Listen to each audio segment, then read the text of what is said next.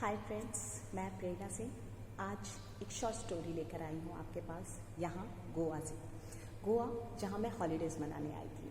पूरे साल मैं कहीं नहीं गई और मेरा मन था कि नए साल की शुरुआत मैं कहीं अच्छी जगह से करूँ, तो यहाँ मैं अपनी फैमिली के साथ आई। पर कोरोना के कारण क्या है कि हर जगह एक सेफ्टी मेजर्स प्रिकॉशंस लेते हुए मुझे चलना पड़ रहा था, कभी मास्क लगा के, कभी सैनिटाइज करके। तो बीच पे यूं ही मैं उदास होकर पत्थरों पे बैठी हुई थी कि क्या लाइफ हो गई है। आज हॉलीडेज़ पे भी आए हैं तो पूरी तरह से एंजॉय नहीं कर पा रहे हैं। और यही बात मैं अपने पति से बोलकर अपनी उलझनें सुलझा रही थी कि क्या है, इतने पैसे खर्चे हो गए, इतना कुछ हुआ और यहाँ आए और इतने सेफ्टी मेजर्स में ही लगे हुए हैं। वो जो खुल के मस्ती करने वाली बात होती है, वो जो खुल के मज़ा लेने वाली बात होती है, वो क्यों नहीं हो पा रहा। तो मैं बहुत ही उदास हो रही थी। तभी एक गरीब सी औरत मुस्कुराते हुए, मैं ये बताना चाहूँगी कि उसकी मुस्कुराहट की खनक मेरे कानों में अभी तक गूंज रही है।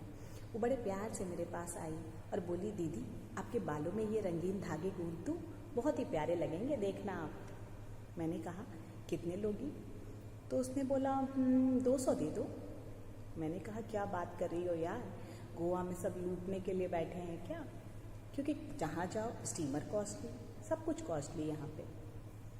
उसने कहा, दीदी हमारी सोचो, हमारे तो यहाँ पे फॉरेनर्स आते हैं तो यही गूंथने के 2-2 हज़ार दे के जाते हैं। मैं 400 रुपये रोज़ पेट्रोल के खर्च करती हूँ तो बीच पे आती हूँ और ये धागे बांध के जाती हूँ। हमारी लाइफ तो कोरोना में ऐसी हो गई है कि खाने खाने को तरस जाते हैं हम, क्योंकि इस बार टूरिस्ट बहुत कम हो गया और हमारा तो जीवन ही टूरिस्ट पे डिपेंड करता है। तो उसने बड़े प्यार से बोला, अच्छा मैं गूंथ देती हूँ, आपको मन करे तो पैसे देना, ना मन करे तो मत देना। मैं सोचने लग गई कि यार ये इतनी गरीब होकर भी इतनी मुस्कुराहट से, इतनी खनक से, प्यार से लगा रही है। कह सकते हैं कि एक बिजनेस काइंड लेडी है, लेकिन फिर भी वो इतनी गरीबी में भी, आज पैसे की स्कार्सिटी में भी कितने मुस्कुराते हुए उसने मेरे बालों में ये रंगीन धागे गूंथ दिए। फिर मैंने उससे कहा कि एक बात बताओ, तुम रोज़ 400 के खर्चे करके यहाँ पे आती हो, फिर ये 100-200 में अभी सारे इंडियंस हैं तो उनको लगाती हो, और तुम्हारे बच्चे? तो उसने कहा, दीदी उनको भी घर पे रखे हैं और उनके लिए जो लोग रखे हैं वहाँ पे कि वो उनकी देखभाल दिन भर कर सके, उनको भी पैसे देते हैं और यहाँ रहने का खर्चा उतना ही ज़्यादा है। तो सोचो हम कैसे गुजरते हैं। और कोरोना में तो आप घूम पा रहे हो, हमारा सोचो, हम तो आज गोवा से बाहर ही नहीं निकले। मैं अपने पति को कहती हूँ, हमें दिल्ली ले चलो, हमें बहुत यहाँ पे उलझन हो जाती है बीच देखते देखते। आज तक नहीं जा पाई दीदी। मैंने सोचा सच में ज़िंदगी में एक ही जीवन में कितना फ़र्क है सबकी ज़िंदगी में। मैंने उससे कहा, चलो भगवान का शुक्रिया तो करो कि कम से कम तुम ऐसे जगह पे हो जहाँ पे लोग पैसे खर्चे करके आते हैं, तुम्हें तो जाना भी नहीं पड़ता। वो मुस्कुरा दी। उसे लगा कि उसकी उलझन जैसे आधी सुलझ गई हो और उसने आधी उलझन मेरी सुलझा दी, क्योंकि मुझे लगा कि कोरोना के वक्त में मैं कम से कम घूम तो पा रही हूँ, मैं कम से कम अपनी फैमिली के साथ टाइम स्पेंड कर रही हूँ, मेरे पास पैसे हैं कि मैं खा पी पा रही हूँ।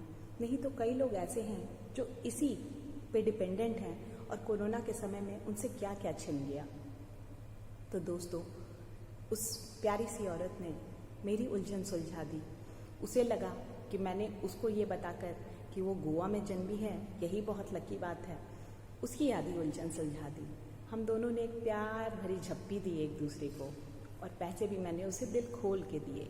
तो कभी दूसरों को देखिए, उनकी ज़िंदगी से कुछ सीखिए कि हो सकता है कि कोरोना में जो आपको नहीं मिला हो उससे भी बहुत ज़्यादा किसी से छिन रहा हो, और तब भी वो कैसे मुस्कुराते हैं। क्या हमसे धनी वो नहीं है? क्या हमसे खुशहाल वो नहीं है? तो ये मैंने उससे सीखा। आप मुझसे सीखिए, जहाँ रहिए, जिस हाल में रहिए, खुदा का, ईश्वर का शुक्रिया कीजिए और खुशी से ज़िंदगी निभाइए। जो मिला है वो बेहतरीन है। बेहतरीन ज़िंदगी के लिए उस खुदा को, उस ईश्वर को शुक्रिया देना ना भूलें। Thank you.